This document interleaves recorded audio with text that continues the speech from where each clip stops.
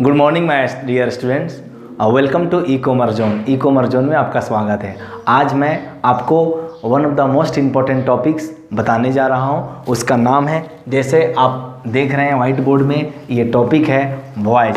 इससे पहले मैं आपको बताना चाहता हूँ, ई कॉमर्स जोन जो हमारा चैनल है, इसमें आप जाइए और बेल आइकन को दबाइए, जिससे आपको लेटेस्ट वीडियो मिलेगा अगर आप नए सब्सक्राइबर हैं तो। और दूसरी बात है कि इसमें आपको अकाउंट मिलेगा, आपका कॉमर्स में आपका इकोनॉमिक्स भी मिलेगा, आपका अकाउंटेंसी मिलेगा और आपका बीएमटी मिलेगा। इसके अलावा मैं इंग्लिश अपलोड करता हूँ। So today I am going to teach you part 1। ये पार्ट 1 है वॉइस का। देखिए, सबसे पहली बात है, मैं आपको वॉइस जो बता रहा हूँ इसको वॉच बोलते हैं। हालांकि इसको हम TRANSFORMATION ट्रांसफॉर्मेशन भी बोलते हैं। इसको INTER इंटरचेंजिंग भी बोलते हैं, याद रखिएगा। और ये जो होता है, ये इसी का एक पार्ट है वॉइस। ओके, मुझे पूरा उम्मीद है कि आपको समझ में आ रहा होगा। ये वॉइस जो है इसी का एक पार्ट है। तो इसका यूज कहाँ होता है? जैसे सपोज दैट मैं आपको एक एग्जाम्पल लेता हूँ। उससे पहले मैं आपको बताता हूँ कि एग्जाम्पल जो है वॉइस में, ये जो वॉइस है 2 प्रकार के होते हैं। ओके, कितने प्रकार के होते हैं? 2 प्रकार के। फर्स्ट में आपका होता है एक्टिव वॉइस। क्या होता है आपका? Active, VOIC voice. और सेकेंड आपका होता है आपका पैसिव वॉइस। ओके, देखिए इधर कैमरा दिख रहा होगा आपको। सेकेंड में आपका, फर्स्ट में आपका एक्टिव वॉइस, सेकेंड में आपका पैसिव वॉइस। ओके, तो अब आप देखेंगे कि एक्टिव वॉइस और पैसिव वॉइस में अंतर क्या है। इसमें क्या होता है, door of the action. Okay, यानी ये होता है, ये डोअर ऑफ द एक्शन का मतलब होता है, ये होता है कर्तरी वाच्य। ओके, इसको बोलते हैं कर्तरी वाच्य। यानी इसमें कर्ता की प्रधानता होती है। किसकी प्रधानता होती है? कर्ता की प्रधानता होती है। याद रखिएगा एक्टिव वॉइस में। ओके, यानी जो आदमी कोई भी एक्शन को करता है, या कोई पर्सन हो या कोई सब्जेक्ट हो, यानी इसमें सब्जेक्ट की प्रधानता होती है। ओके, सब्जेक्ट की प्रधानता होती है।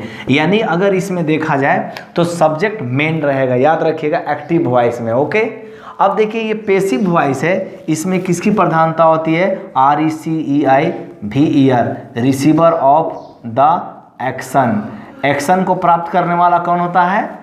एक्शन को प्राप्त मतलब ये रिसीव करता है। हालांकि ये सब्जेक्ट ही रिसीव करता है, लेकिन याद रखिएगा इसमें रिसीव करता है और इसमें ये करता है। डोअर ऑफ द एक्शन है और रिसीवर ऑफ द एक्शन है। इसमें जो है करने वाला रिसीव करता है एक्शन को, और इसमें ये खुद करता है। ओके, अब आपको ये समझ में अगर नहीं आया है तो आप इसको ज़्यादा डिटेल से समझने के लिए नेक्स्ट मैं जो लिखूंगा कन्फर्म आप समझ जाएंगे इसमें क्या होता है। अब मैं आपको एक उदाहरण के माध्यम से समझाऊंगा, तब आपको समझ में आएगा। याद रखिएगा ये ट्रांसफॉर्मेशन या इंटरचेंजिंग का एक भाग है। एक्चुअली इंटरचेंजिंग होता क्या है, जैसे मैं आपको एक उदाहरण दे रहा हूँ, यहाँ ध्यान से देखेंगे। ये मान लीजिए बस है। ओके, और इसमें 2 सीट है, एक इधर भी है और यहाँ पर भी एक सीट है। ओके, अगर यहाँ A बैठा है और यहाँ B पर्सन बैठे हुए हैं, तो याद रखिएगा कि ये और एक और है यहाँ पर C जो खड़ा है। ओके, स्टैंडिंग पोजीशन में है। तो याद रखिएगा जब ये C जो है B में बैठेगा, B सीट में बैठेगा, तो कन्फर्म B जो है यहाँ चला जाएगा। ओके, और ये C जो है यहाँ आ जाएगा। इसका मतलब ये हुआ कि आप जो है इंटरचेंज में ये नहीं बोलना है कि दूसरा सेंस हो जाएगा। इंटरचेंज में याद रखिएगा स्ट्रक्चर चेंज होता है, बट पूरा सेंस कभी चेंज नहीं होता है। ये ज़्यादातर मैं देखता हूँ बच्चों को ये गलत बोलते हैं कि सर वॉइस बदलना है तो दूसरा रूप में बदलना है। नो, आपको कभी भी दूसरा रूप में नहीं बदलना है। मैं आपको बार बार बोल रहा हूँ कि आपको इंटरचेंज का मतलब होता है, जैसे मैं आपको एक उदाहरण दे रहा हूँ, उदाहरण से आप ज़्यादा समझ में आएंगे। इसको इंटरचेंजिंग बोल देंगे। मान लीजिए मैंने यहाँ एग्जाम्पल दिया, he it's an ORANG orange. Okay, यहाँ मैंने कहा कि ही इट्स एन ऑरेंज। अगर मैं इसका हिंदी लिखूँ तो क्या होगा? वह एक नारंगी खाता है। याद रखिएगा, वह एक नारंगी खाता है। ठीक है, और मैं अगर इसको इंटरचेंज कर दूं, यानी मैं दूसरे तरह से बोलूं, इसको मैं दूसरे तरह से बोलूं, तो यहाँ पर क्या होगा, ये आपको ध्यान में देना है, 1 मिनट, ये आपको ध्यान में देना है कि यहाँ सबसे पहले आपको देखना है, ये है सब्जेक्ट, याद रखिएगा, ये है वर्ब और ये है आपका ऑब्जेक्ट। तो हम ऑब्जेक्ट कैसे पहचाने वो मैं आपको बताऊंगा। फिलहाल आप देखिए क्या है, अगर मैं ये समीकरण लेता हूँ सब्जेक्ट वर्ब और ऑब्जेक्ट, ओके, ये एक्टिव वॉइस में, याद रखिएगा ये एक्टिव वॉइस में होता है, ए भी इसको बोल देते हैं। और अगर मैं इसको बोलता हूँ, इसको मैं यहाँ ले आता हूँ OVS, तो याद रखिएगा ये PV होता है, पैसिव वॉइस, याद रखिएगा पैसिव वॉइस में। अब देखना ये है माय डियर स्टूडेंट कि दोनों शर्त में, ध्यान दीजिएगा, दोनों शर्त में क्या होता है, यहाँ पर आप ध्यान से देखिएगा कि ये जो होता है, क्या होता है दोनों शर्त में, ये दोनों वर्ब आता है, यानी बीच में वर्ब रहता है। तो बदलता क्या है, ये O यहाँ आ जाता है, ध्यान दीजिएगा, और ये S यहाँ चला जाता है। यही होता है इंटरचेंज। ये दुनिया का कोई भी टीचर आपको पढ़ाएंगे, यही एक्टिव और यही पैसिव है। तो याद रखिएगा, सिर्फ हमको एक्टिव पैसिव वॉइस में सिर्फ वर्ब फॉर्म्स को पढ़ना है। Keep one thing in your mind, when you are going to study about active and passive voice, आप याद रखिएगा, always study verb forms. Verb forms को आप पढ़ेंगे तो आपको सब समझ में आ जाएगा। पूरा ट्रांसफॉर्मेशन, यानी पूरा ग्रामर का ट्रांसफॉर्मेशन आपका वर्ब फॉर्म्स पर टिकी हुई है। तो याद रखिएगा, ये तो आपका पहचानने का तरीका होगा, यहाँ आ जाएगा। दूसरा पहचानने का एक्टिव पैसिव वॉइस का तरीका है कि आपका ये रहेगा V3 + बाई, कहीं कहीं बाई नहीं रहता है और कहीं कहीं रहता है, ओके। तो V3 + बाई अगर रहे तो वह गारंटी है कि आपका पैसिव वॉइस में होगा।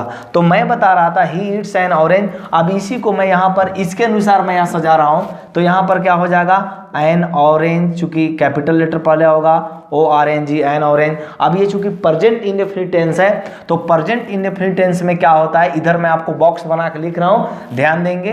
प्रेजेंट इंडेफिनिट टेंस में क्या होता है, देखिए, इज, यहाँ पर तो सब्जेक्ट होगा ही, सब्जेक्ट यानी ऑब्जेक्ट प्लस इज और एम और R + V3 + by plus object, okay. ये आपका पैसिव फॉर्म होता है। क्या होता है आपका, पैसिव फॉर्म होता है, ओके। पैसिव फॉर्म में लिख दिया। तो अब एक्टिव फॉर्म तो जानते हैं, एक्टिव फॉर्म क्या होता है, सब्जेक्ट प्लस वर्ब 1 या वर्ब 5 प्लस ऑब्जेक्ट, ये आपका ए भी हो गया, यानी एक्टिव फॉर्म हो गया। अब ये ध्यान दीजिएगा, एन ऑरेंज, इसके अनुसार मैं सुन रहा हूँ, एन ऑरेंज, यहाँ देखिए, उसके बाद ये सिंगुलर सब्जेक्ट है, तो आप जानते होंगे सिंगुलर के साथ इज लगेगा, एन ऑरेंज इज। उसके बाद V3 ईट का क्या होता है my dear students, eaten, very good, eaten. उसके बाद आपको बाई लगाना है, जनरल सेंस में बाई लगा, स्पेशल सेंस में जो है बाई लगाना है, जनरल सेंस में छोड़ देना है बाई। और ही का क्या होता है, हिम होता है। तो ये इसका हिंदी क्या हुआ, मैं इसका हिंदी लिख देता हूं कि एक नारंगी उसके द्वारा खाया जाता है। ये आपका हो गया, एक नारंगी उसके द्वारा खाया जाता है। इसी तरह से आपको पूरा एक्टिव और पैसिव वॉइस आपको पढ़ना है। ये डिपेंड करेगा कि अगर आप टेंस पढ़ते हैं तो टेंस में अलग अलग होगा, तो सभी टेंस का आपका एक्टिव पैसिव नहीं बनेगा। याद रखिएगा, मैं आपको शॉर्ट में बता रहा हूं, टोटल होते हैं 12 टेंस, जिसमें 8 का बनेगा और 4 का बनता है, लेकिन वो यूज नहीं होता है, that's why they are called uncommon. Sorry, बता रहा था कि यहाँ पर कितना होता है, टोटल 12 टेंस है और उसमें 8 का होता है, 4 का होता है, बट अनकॉमन होता है, ओके। तो ये आपका जो है, ये मैं अभी आपको बता रहा था कि इंट्रोडक्शन एक्टिव पैसिव वॉइस को पहचानने का तरीका क्या है। ऑलरेडी मैं एक बार रिव्यू कर देता हूँ। देखिए, एक्टिव वॉइस उसको बोलते हैं डोअर ऑफ द एक्शन, यानी कर्ता को बोलता है, इसको हम कृत वर्णम बोलते हैं। और पैसिव वॉइस को हिंदी में हम क्या बोलते हैं, कर्मवाच्य। क्या बोलते हैं, कर्मवाच्य। याद रखिएगा, इसको हम कर्मवाच्य बोलते हैं और इसको कृतवाच्य बोलते हैं। इसमें सब्जेक्ट की प्रधानता होती है और इसमें ऑब्जेक्ट की प्रधानता होती है। इसमें किसकी होती है, ऑब्जेक्ट की प्रधानता होती है, याद रखिएगा। इसमें ऑब्जेक्ट जो होता है एज ए सब्जेक्ट काम करता है और इसमें सब्जेक्ट तो काम करता ही है। अभी मैंने आपको बताया कि ही ईट्स एन ऑरेंज, वह एक नारंगी खाता है, इस तरह से होगा। ता है तो प्रेजेंट इंडेफिनिट टेंस हो गया। अब देखिए क्या है, एन ऑरेंज, चूंकि ये ऑब्जेक्ट है यहाँ पर, ये मैंने आपको फार्मूला बताया है, एस भी ओ रहेगा और ओ भी एस रहेगा। सिर्फ आपको वर्ब फॉर्म को पहचानना है, पूरा ट्रांसफॉर्मेशन चैप्टर 110% क्लियर होगा, इस बात का रहमान सर गारंटी देते हैं। सिर्फ आपको वर्ब फॉर्म पहचानना है, जो 1 2 3 4 5th जो वर्ब फॉर्म है उसको आपको जानना है। पूरा ग्रामर में वर्ब का बहुत ज़्यादा इंपॉर्टेंट रोल है, ओके। इसलिए हम वर्ब को बैकबोन ऑफ, आप जानते होंगे बैकबोन ऑफ क्या बोलते हैं, बैकबोन ऑफ सेंटेंस बोलते हैं। एक सेंटेंस का बैकबोन होता है वर्ब, तो वर्ब को समझिए, पूरा आपका चुटकी में आपका बनेगा। Now N orange is eaten by him हो गया। यहाँ पर ये ऑब्जेक्ट है, यहाँ पर मैंने सब्जेक्ट इसको बना दिया, तो आप देखेंगे ये यहाँ से यहाँ तक है जो सब्जेक्ट काम कर रहा है, हालांकि ये ऑब्जेक्ट है, प्लस ये इज हो गया, प्लस ये V3 हो गया, प्लस बाय हो गया, प्लस ऑब्जेक्ट हो गया, यानी ये सब्जेक्ट होता है। तो इस तरह से हम देखेंगे, तो ये आपका जो मैं आपको बताया कि प्रेजेंट इंडेफिनिट टेंस में ये है। आपको मैं थोड़ा सा इंट्रोडक्शन दे रहा हूँ, उसके बाद अभी मैं आपको बताता हूँ कि कैसे एक जो है सेंटेंस जो है आपको कैसे करना है, और आपको कैसे करना है तो आपको मालूम होना चाहिए कि टेंस कितने होते हैं। टोटल 12 होते हैं, आपका 12 होते हैं, तो इसमें जो है 8 का बनेगा और 4 का नहीं बनेगा, ओके। तो सबसे पहले मैं आपको बता रहा हूं कि सबसे पहले आपको वॉइस में पढ़ना क्या क्या है जान लीजिए, ठीक है। टेंस का पूरा आपको 8 पढ़ना है, मॉडल वर्ब्स का पढ़ना है, उसके बाद सॉरी मिसलेनियस का पढ़ना है। तब अब हम आते हैं, सबसे पहले शुरू करते हैं टेंस का, क्योंकि क्वेश्चन जो होते हैं टेंस वाले भी पूछाते हैं, who wants to speak in English, जो इंग्लिश में बोलना चाहते हैं उनके लिए भी जरूरी है। याद रखिएगा 5-10 मिनट में पढ़ाई नहीं होती है माय डियर स्टूडेंट्स, मैं आपसे बार बार रिक्वेस्ट कर रहा हूँ। 5-10 मिनट वाले वीडियो देखकर आप सोचते होंगे कि मैं पूरा सीख जाऊँगा, ये संभव नहीं है, ओके। इसीलिए क्योंकि 5-10 मिनट में आपको मैक्सिमम नॉलेज नहीं मिल पाएगा, इसीलिए आपको जानने के लिए सबसे पहले मैं यहाँ पर बात करूँगा। पहला में होता है PRESENT present, INDEFINIT indefinite, TENS tense, okay. तो सबसे पहले मैं इसका एक्टिव आपको फॉर्म लिखता हूँ कि एक्टिव जो फॉर्म होता है मैं इसको ACTIV एक्टिव फॉर्म ऐसे में लिखता हूँ। इसका एक्टिव फॉर्म क्या है, यानी सब्जेक्ट होगा, वर्ब 1 होगा, वर्ब 5 होगा, प्लस ऑब्जेक्ट होगा, याद रखिएगा, ओके। ये एक्टिव फॉर्म है। और अगर मैं इसका पैसिव फॉर्म लिखता हूँ तो क्या होगा, इसका मैं पैसिव फॉर्म लिखता हूँ तो इसका क्या होगा, सब्जेक्ट, यानी याद रखिएगा ये ऑब्जेक्ट होगा जो सब्जेक्ट होगा, ओके। ये ऑब्जेक्ट होगा, ये याद रखिएगा ये ऑब्जेक्ट होगा जो सब्जेक्ट होगा। ऑब्जेक्ट है लेकिन एक्चुअली ये सब्जेक्ट है, ठीक है। ऑब्जेक्ट आता है, प्लस क्या होता है आपका इज होगा, एम होगा और आर होगा, प्लस V3 होगा, प्लस बाय होगा, प्लस यहाँ पर ऑब्जेक्ट होगा, जो याद रखिएगा ये यहाँ बन जाता है एस वाला ऑब्जेक्ट बनता है, ओके। तो आपने देखा कि यहाँ पर जो ऑब्जेक्ट होता है ये यहाँ आता है एज ए सब्जेक्ट, लेकिन आपको यहाँ लिखना है एस, ठीक है ना। हालांकि ये ओ होता है, ओके, ये ओ होता है और यहाँ पर एस होता है, ठीक है। तो आप ध्यान देंगे कि ये ओ यहाँ आता है। अभी मैंने स्ट्रक्चर बताया, उस अनुसार अगर मैं आपको एक सेंटेंस लिखता हूँ, यहाँ पर इजी मैं एग्जाम्पल से लेता हूँ, जैसे I eat an apple, okay. I eat an apple मैंने लिया, तो इसको मैं बनाऊंगा तो आपको कुछ नहीं करना है, सबसे पहले अलग अलग करना है। ये सब्जेक्ट है और ये वर्ब है और ये ऑब्जेक्ट है, ओके। अब आपको क्या करना है, इसको बनाएंगे तो ये ऑब्जेक्ट होगा, तो एन एप्पल यहाँ होगा, एन एप्पल।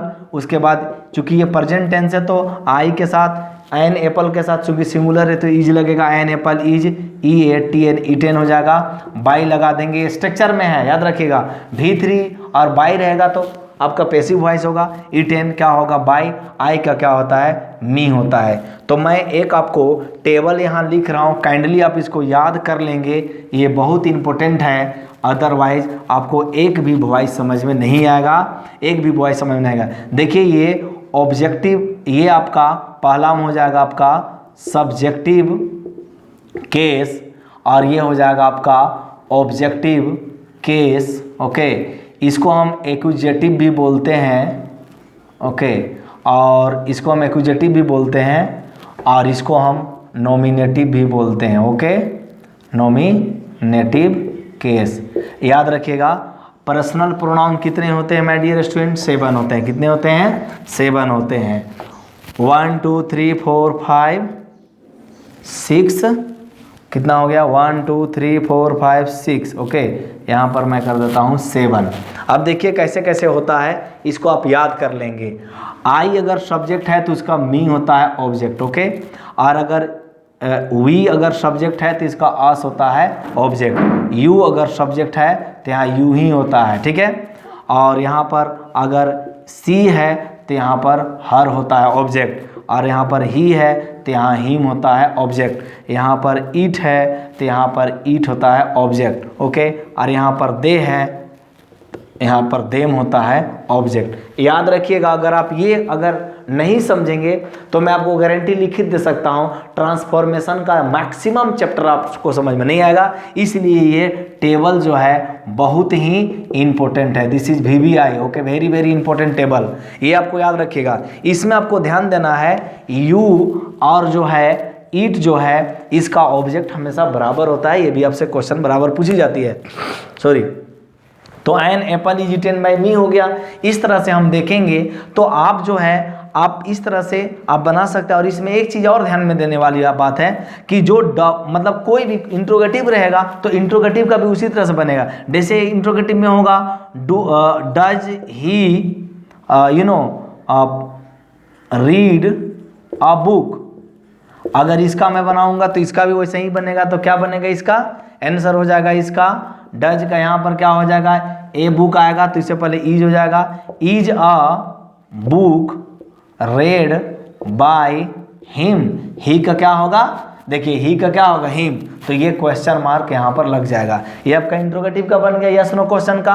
अगर WH का बनाना चाहते हैं तो WH का भी बन जाएगा। WH का कैसे बनेगा? देखिए यहाँ पर क्या बनेगा WH का। देखिए यहाँ पर, देखिए इधर कैमरा से आपको दिखेगा WH का क्या होगा।